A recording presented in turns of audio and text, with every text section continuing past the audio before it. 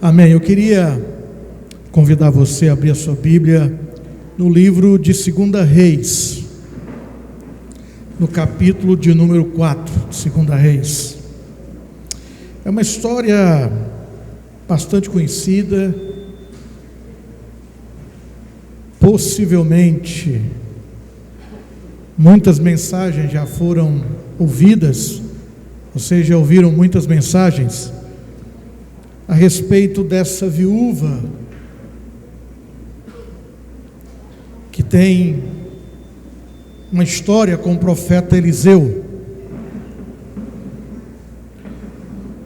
Esse texto nos fala, é o relato de uma mulher que está vivendo um tempo de enormes dificuldades. Quando você se localiza aí no texto, 2 Reis, capítulo de número 4, esse episódio aqui do capítulo de número 4, 2 Reis, acontece aproximadamente por volta do ano 850 antes de Cristo. Faz muito tempo, né? Muito tempo.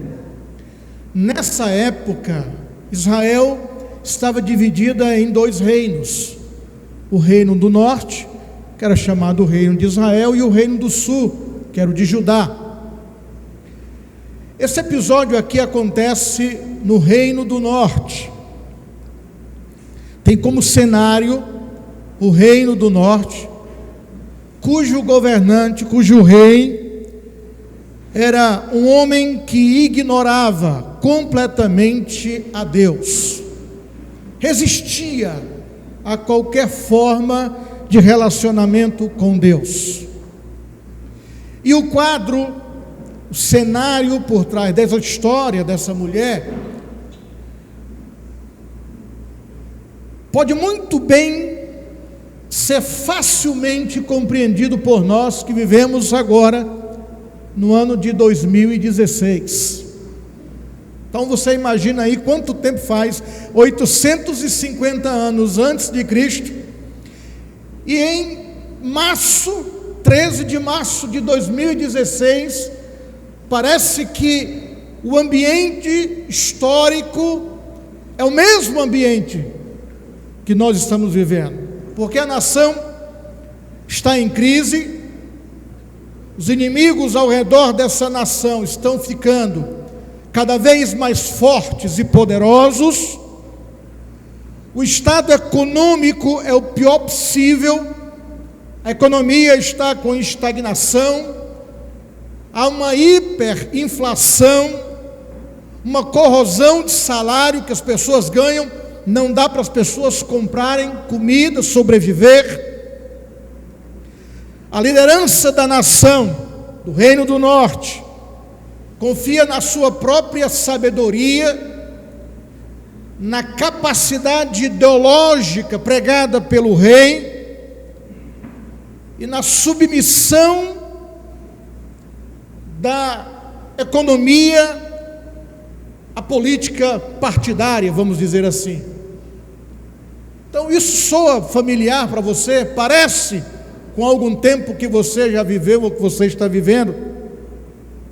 Pois este é o contexto histórico em que acontece esse encontro, essa narração, esse episódio dessa mulher com um dos profetas, o profeta Eliseu. Diz assim o texto, versículo 1 até o versículo de número 7. Certo dia, a mulher de um dos discípulos dos profetas foi falar a Eliseu: teu servo, meu marido, morreu, e tu sabes que ele temia o Senhor. Mas agora veio um credor que está querendo levar meus 2 filhos como escravos. Eliseu perguntou-lhe: como posso ajudá-la? Diga-me o que você tem em casa. E ela respondeu: tua serva não tem nada, além de uma vasilha de azeite. Então disse Eliseu: vai pedir emprestadas vasilhas a todos os vizinhos, mas peça muitas. Depois entre em casa com seus filhos e feche a porta. Derrame daquele azeite em cada vasilha e vá separando as que você for enchendo. Depois disso, ela foi embora, fechou-se em sua casa com seus filhos e começou a encher as vasilhas que lhe traziam. Quando todas as vasilhas estavam cheias, ela disse a um dos filhos: traga-me mais uma. Mas ele respondeu: já acabaram. Então o azeite parou de correr. Ela foi e contou tudo ao homem de Deus, que lhe disse: vá, venda o azeite e pague suas dívidas, e você e seus filhos ainda poderão viver do que sobrar. Esse registro, esse episódio aqui é uma daquelas histórias de dar muita pena, de dar muita dor na gente. A esposa de um dos discípulos dos profetas vai até o profeta Eliseu e diz que o seu marido, que era um homem bom, era um bom servo, um homem honesto, correto, faleceu, morreu. E ele deixou uma dívida, ou várias dívidas, que precisavam ser pagas. Só que ele, apesar de ser um bom servo de Deus, não conseguiu ser um bom administrador das suas finanças. E aí ele morre, não se sabe a razão, não se sabe porquê. Ele falece, e a dívida fica para aquela viúva, que já era idosa, com seus filhos, para pagarem aquela dívida. A história dela é mais ou menos isso. Uma mulher que se casa com um homem que ama a Deus, numa sociedade ímpia, vivem num país com muitas dificuldades políticas, financeiras, administrativas. A família sofre essas dificuldades, é atingida por essas dificuldades. Ele morre e ele deixa uma dívida que ela não tem como quitar, não tem como pagar. Para piorar a situação, os credores começam a ir à sua casa e bater na porta, dizendo que querem receber o dinheiro. Ela não tem dinheiro nenhum, o marido não deixou nenhum seguro, ele não deixou nenhuma pensão,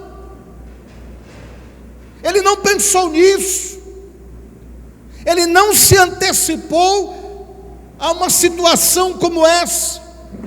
E agora ela está com um grande problema, porque ela tem que pagar a dívida e não tem como. E aí os credores dizem o seguinte: olha, a única maneira da gente quitar a dívida é a gente levar os teus filhos como escravos até que a tua dívida esteja paga. Eles vão trabalhar para o resto da vida como escravos. Ela vai perder o marido, e agora vai perder a companhia dos filhos, que vão ser levados como escravos pelos credores do seu marido. Essa é uma situação que causa revolta, é ou não é? A pergunta é: o que essa mulher fez para que essas coisas todas viessem sobre ela? O que aconteceu? O que foi que essa mulher fez para estar vivendo esse tipo de situação. Sabe o que eu e você perguntamos? Sabe o que é que nós costumamos pensar quando uma situação que nós julgamos injusta acontece com alguém? A gente pensa o seguinte: por que é que coisas ruins acontecem a pessoas tão boas?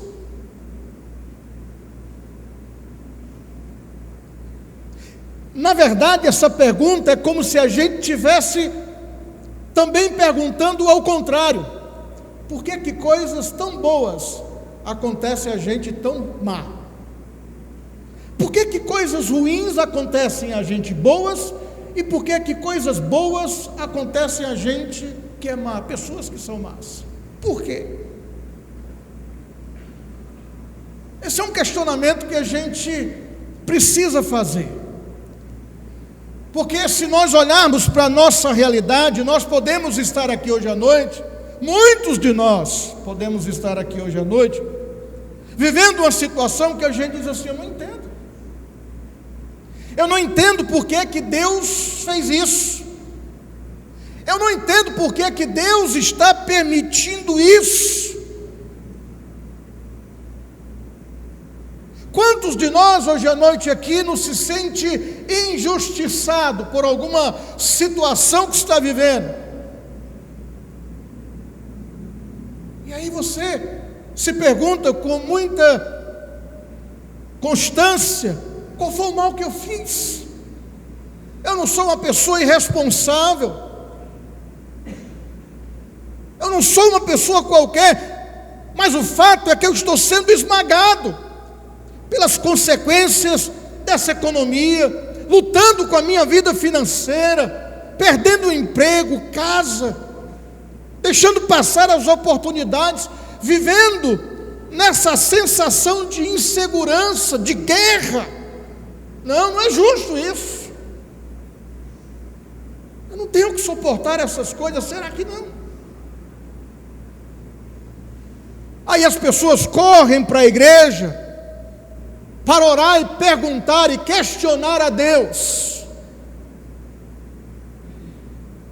E diz assim: Deus, o que está acontecendo? Por que isso? Isso não é justo. E quando a gente pensa assim, isso não é justo, a gente precisa ter muito cuidado, porque a gente pode estar tendo uma leitura equivocada a respeito do que é justo e do que não é justo. E eu queria fazer duas reflexões aqui, rapidinho, em cima dessa questão. Primeiro, será que realmente eu quero que Deus me faça justiça ou que Ele me faça um favor? Quando eu digo assim: Deus, isso não é justo, por que que Deus não faz justiça? Será que eu estou querendo realmente que Deus seja justo, ou eu estou querendo apenas que Deus me faça um favor? Saber responder a essa pergunta é importante, porque nos mostra a nossa perspectiva, o nosso conceito de justiça. Se esse conceito, se essa perspectiva está certa ou equivocada. O que está acontecendo é porque é injusto ou é porque eu acho que não mereço?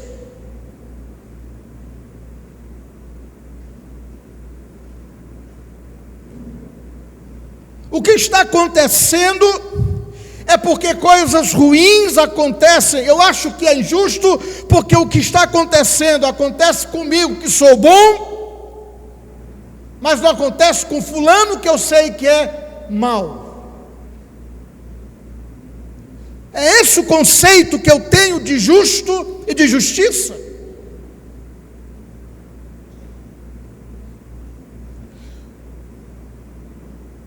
A verdade é que nós podemos estar acreditando que pessoas boas merecem o melhor tratamento de Deus e não um tratamento justo. Na maioria das vezes o que nós pensamos é isso, que somente as pessoas boas é que merecem um tratamento melhor da parte de Deus. Veja que coisa interessante, como nós caímos em contradição e nem percebemos, porque quando algo ruim acontece comigo, eu digo que é injusto, porque eu me considero bom. Mas quando algo ruim acontece a alguém mal, eu digo que foi merecido. Não importa se foi justo ou não.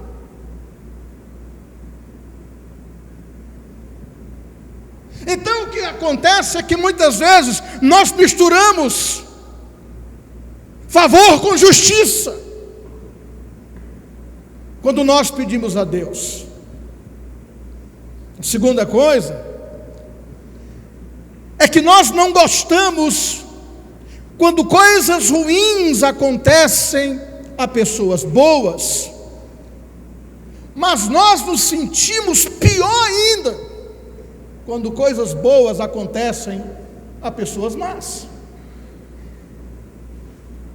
Aí a gente diz que não é justo.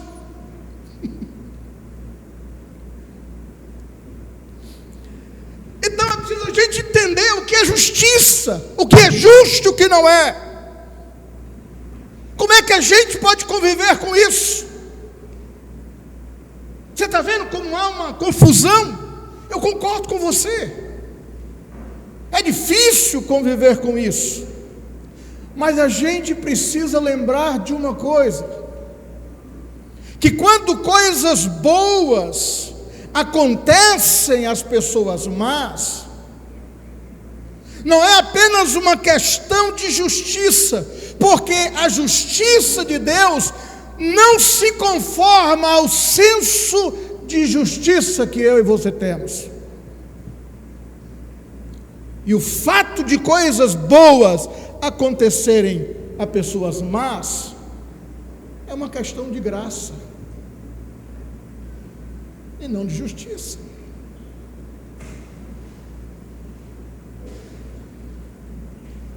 Porque a Bíblia diz que não há um justo sequer.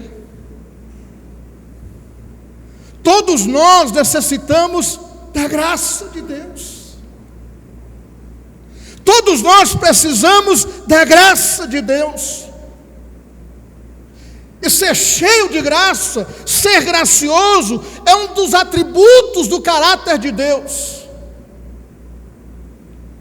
Nós servimos a um Deus gracioso, servimos ao Deus da graça, servimos ao Deus da misericórdia, servimos ao Deus da segunda chance. É por isso que quando eu e você cometemos pecados, quando nós fazemos coisas más,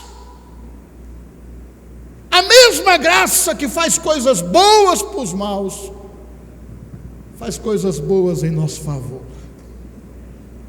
É questão de graça.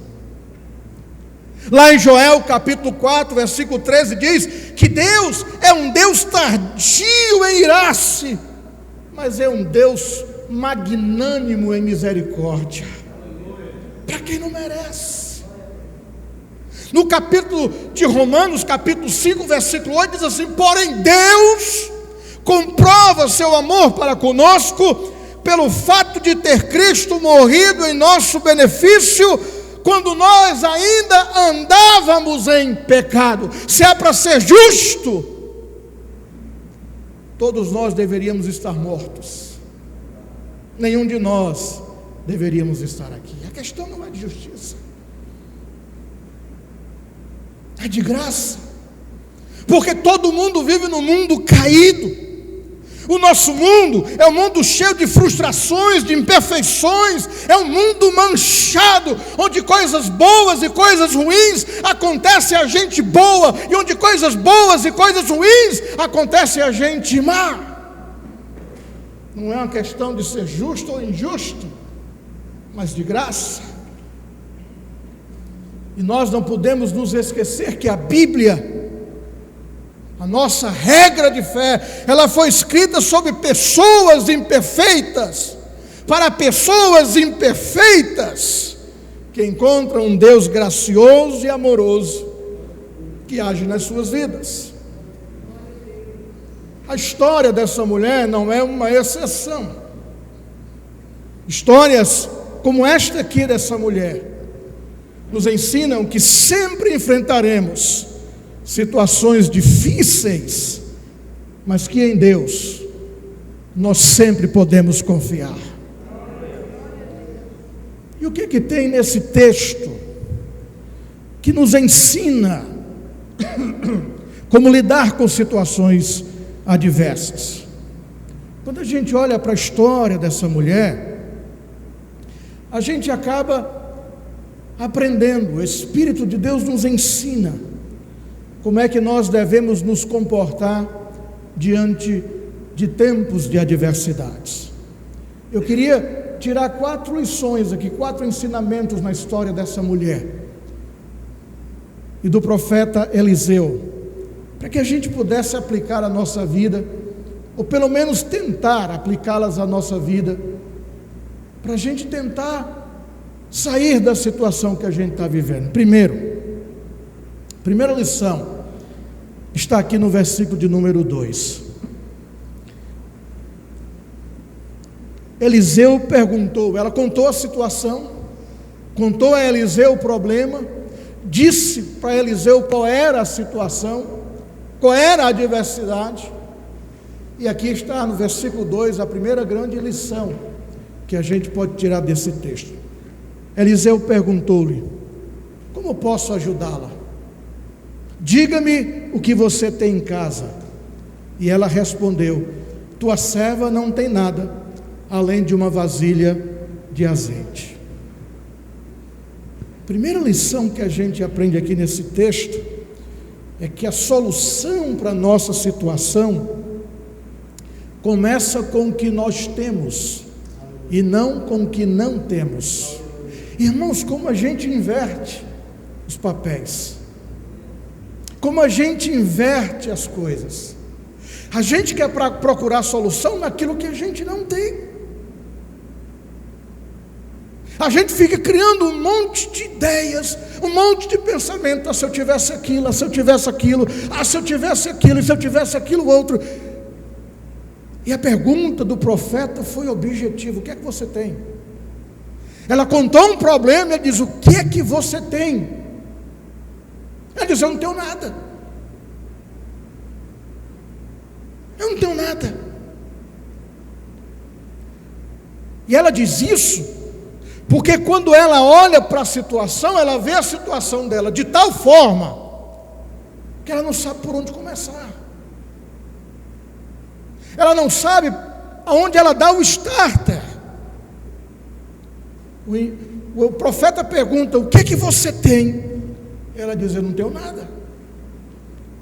Mas isso não é verdade, ela tem sim.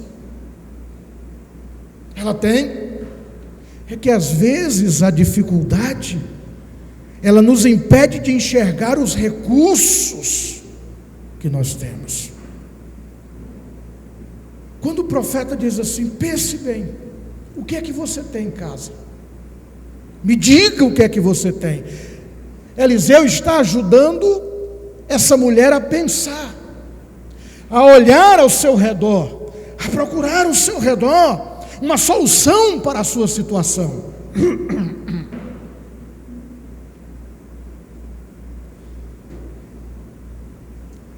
Olha lá, olha com cuidado, o que é que você tem? Aí ela diz assim: tudo que eu tenho aqui é um pouquinho de óleo, uma vasilhazinha, uma cumbuquinha de óleo, é tudo que eu tenho. Sabe, irmãos, Deus quer que a gente procure a solução primeiro naquilo que nós temos e não naquilo que nós não temos.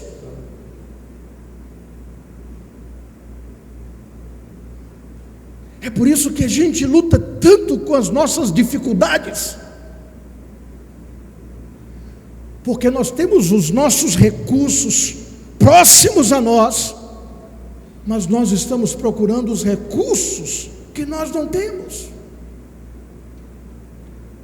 Quando nós nos encontrarmos em apuro financeiro, quando nós nos encontrarmos em dificuldades de relacionamento, em crise familiar, em dúvidas na profissão e ficar bravos com o mundo, e ficarmos pensando que não é justo, a gente precisa reconhecer que uma grande parte do problema que nós estamos vivendo somos nós mesmos.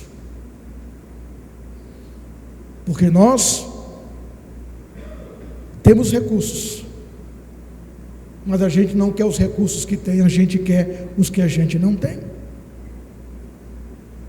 A solução para resolver a minha situação começa com o que eu tenho, eu mesmo, e não com o que eu não tenho, os outros. Irmãos, Deus, você já imaginou como Deus é capaz de fazer tanto com tão pouco? Você já parou para pensar nisso? Certa vez Jesus estava com os discípulos e uma grande multidão sentada sobre a relva, e os discípulos chegaram e disseram assim: olha, nós temos que alimentar a multidão e não tem comida. Ele disse: alimentem vocês. Mas como? A gente não tem dinheiro para alimentar essa população aqui. A gente ia precisar de um mês de trabalho. Mas o que você tem aí nas mãos? Ele diz: eu tenho 5 pães e 2 peixes. E Jesus disse assim: mande as pessoas sentarem. Diga a elas que se sentem sobre a relva.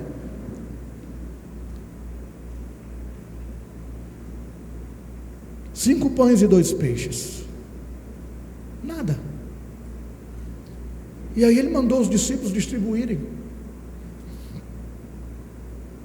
Eu não sei nem como foi que eles fizeram para repartir entre eles,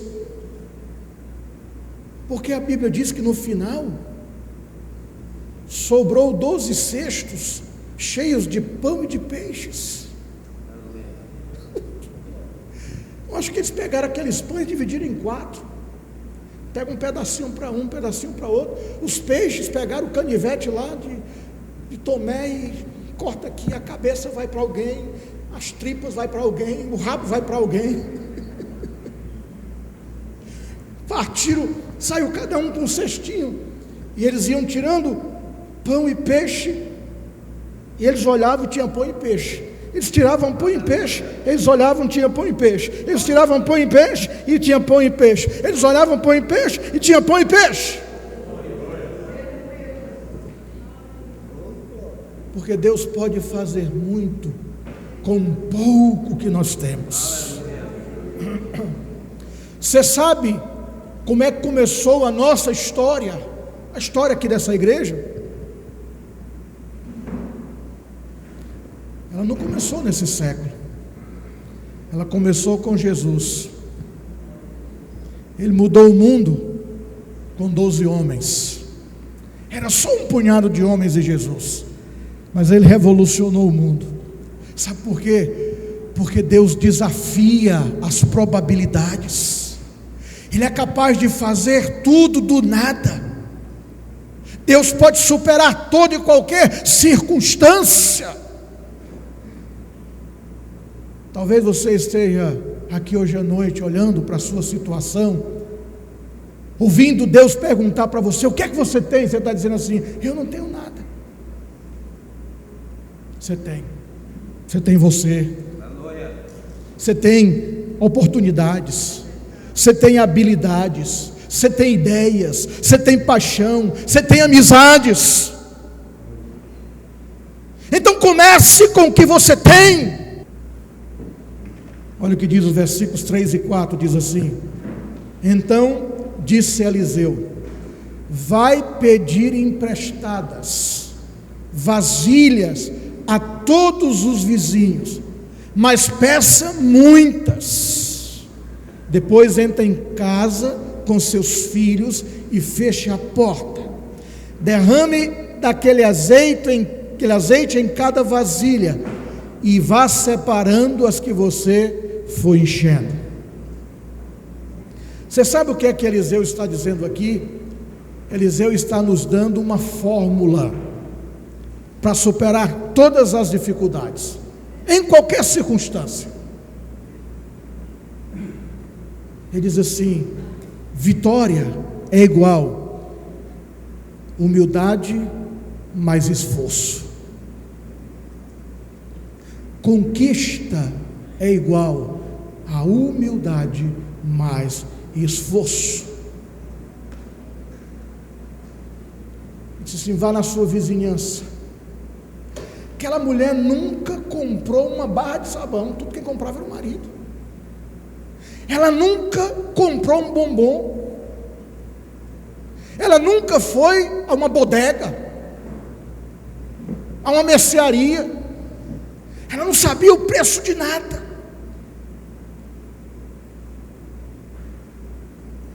Era completamente sustentada pelo marido. Só que agora não tinha mais marido.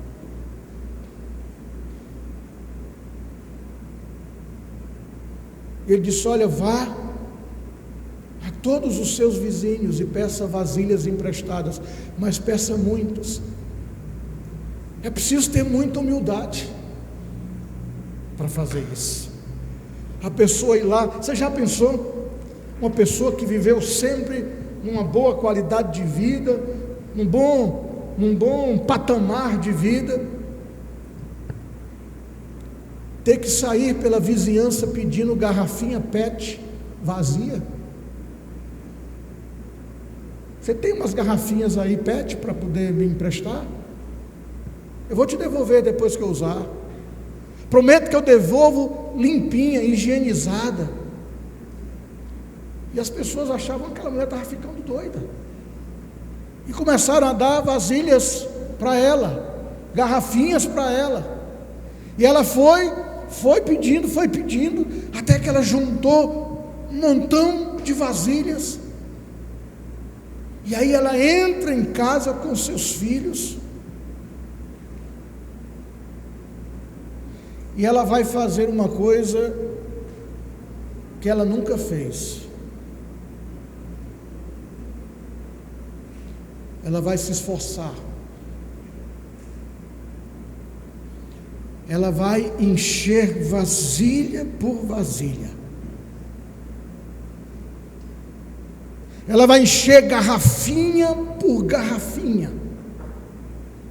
Primeiro ela precisa descobrir que a arrogância não resolve problemas,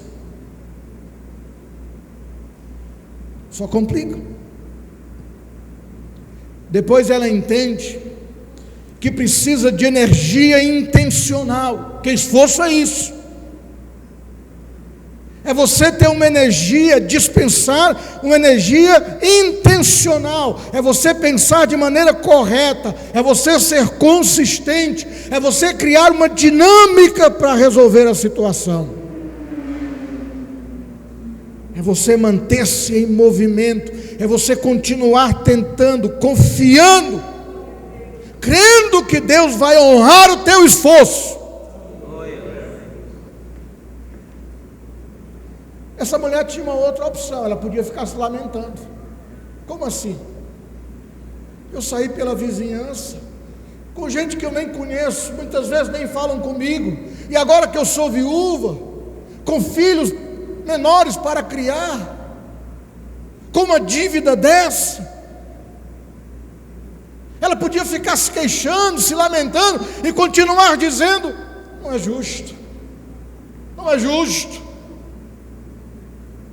Provérbios capítulo 3, versículo 31 a 35 diz assim: não tenha inveja de quem é violento, nem adotes qualquer dos seus procedimentos, porque o Senhor detesta o perverso, porém ao justo Ele trata como seu grande amigo. A maldição do Senhor está sobre a casa dos ímpios, mas Ele abençoa o lar dos justos. Ele ri com desprezo dos arrogantes zombadores. Entretanto, concede graça aos humildes. A honra é a preciosa herança dos sábios, mas o Senhor expõe os insensatos. Se disponha humildemente a fazer o que for necessário para resolver a sua situação. Terceiro, haja acreditando que Deus vai estar com você. Olha o versículo de número 5 e 6, diz assim: depois disso, ela foi embora, fechou-se em casa com seus filhos e começou a encher as vasilhas que eles lhe traziam. Quando todas as vasilhas estavam cheias, ela disse a um dos seus filhos: traga-me mais uma.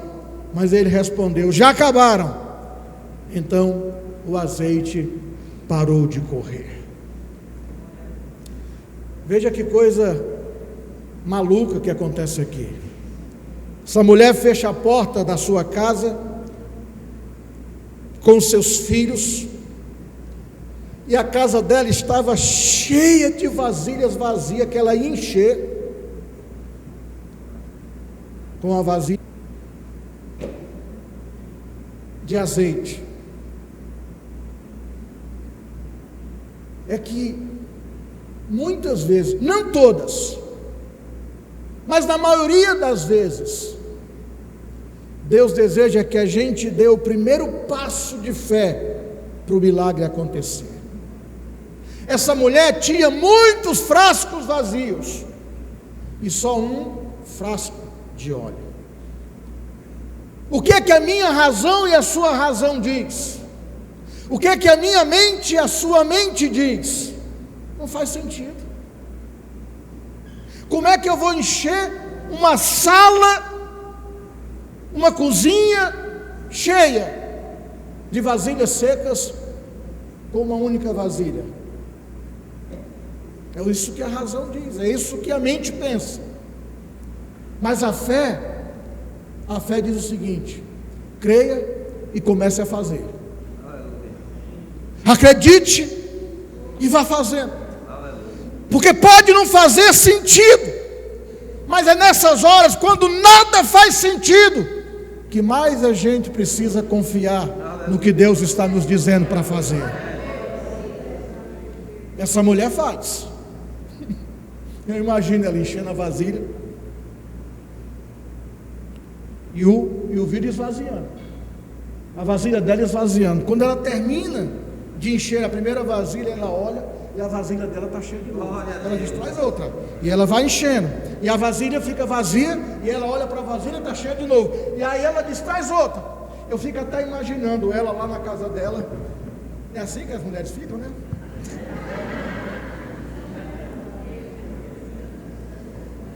Traz outro, menino.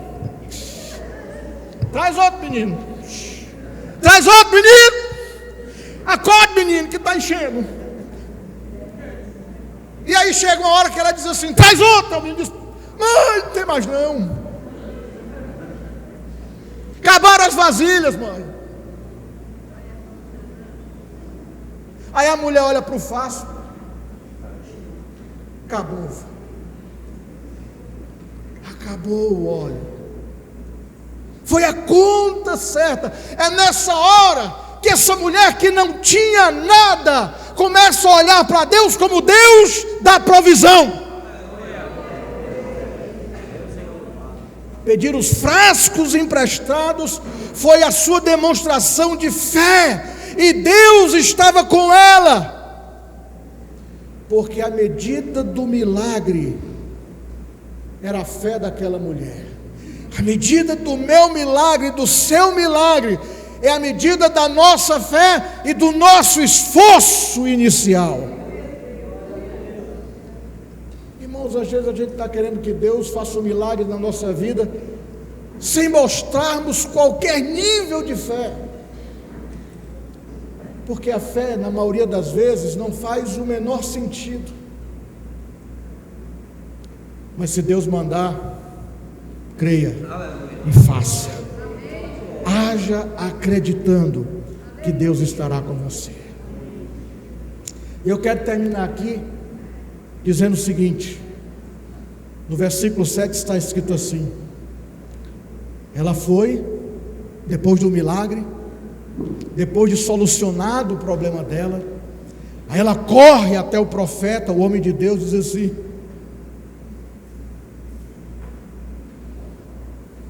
deu certo, milagre aconteceu. Aí o profeta poderia dizer: opa, então vamos fazer aqui um culto de ação de graças, vamos fazer aqui uma grande festa para celebrarmos. O profeta diz assim para ela, que é a quarta lição que nós aprendemos aqui: honre a Deus com os resultados. Honre a Deus com a solução do seu problema. Honre a Deus com o milagre que você acaba de receber.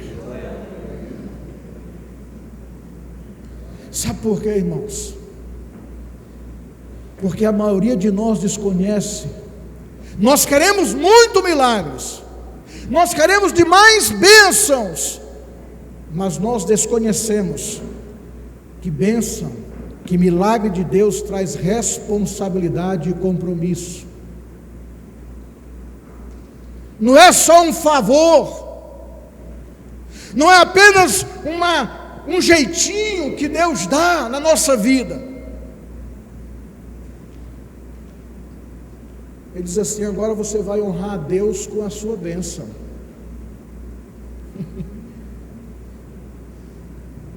Honre a Deus. De que maneira? Para que foi que essa mulher contou a sua necessidade ao profeta? Para que ele lhe ajudasse a resolver. E Deus ajudou através do profeta, dizendo a ela que ela pegasse vasilhas vazias, que ela enchesse as vasilhas. Um milagre aconteceu. Ele disse assim: mas esse milagre tem um propósito. Qual é o propósito desse milagre? Pagar a sua dívida, para que os seus filhos não sejam levados como escravos. Por isso que ele diz assim: agora você venda o azeite, que não é fruto do seu trabalho, do seu esforço e da sua fé, mas o milagre é de Deus, e pague as suas dívidas, porque foi para isso que Deus lhe deu a bênção.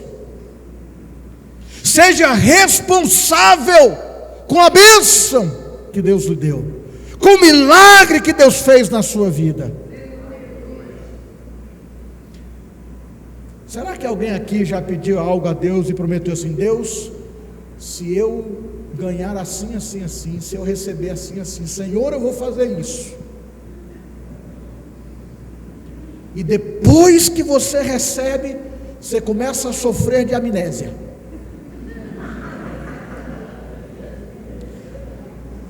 Como diz o cearense: menino, dá um esquecimento.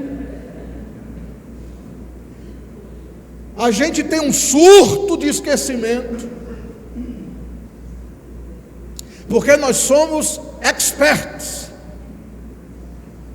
em esquecer o que nós prometemos a Deus. A gente não deixa Deus esquecer em nenhum momento o que Ele nos promete, mas a gente gosta de fazer Deus esquecer o que prometemos a Ele. Mas não é só a gente não. A nação de Israel também era assim. Ela ficava cobrando de Deus as promessas de Deus, mas quando Deus abençoava Israel, Israel imediatamente esquecia. Olha o que diz Deuteronômios, capítulo de número 8. Vou ler, você só anota aí para você ler em casa com paciência, com calma. Deuteronômios capítulo 8, versículos 12 a 17 diz assim: não aconteça que havendo comido e estando plenamente saciado, havendo construído casas confortáveis e habitando nelas, havendo se multiplicado o teu gado e o número de tuas ovelhas tendo aumentado, e também se multiplicado tua prata e teu ouro, e tudo o que tiveres, que o teu coração se ensoberbeça, e venhas a te esquecer do eterno teu Deus, que te fez sair livre da terra do Egito, da casa da escravidão, que te conduziu através daquele imenso e perigoso deserto, cheio de serpentes e escorpiões mortais, e que numa terra seca e hostil tirou água da rocha para te saciar a sede, que no deserto te sustentou com maná que teus antepassados não conheciam, para te humilhar e para te provar, com o objetivo de proporcionar o melhor para ti no futuro. Portanto, não digas no teu coração: a minha força e o poder do meu braço me conquistaram estes bens e estas riquezas. Irmãos, a soberba precede a queda.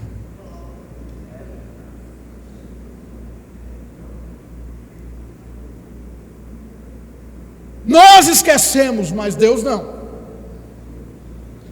Quando você pedir uma bênção a Deus, saiba que Deus vai lhe dar responsabilidade ao compromisso, e compromisso por aquela bênção que Ele está te dando. Você será, a partir dali, para sempre responsável pelo milagre, pela bênção que Deus está dando a você.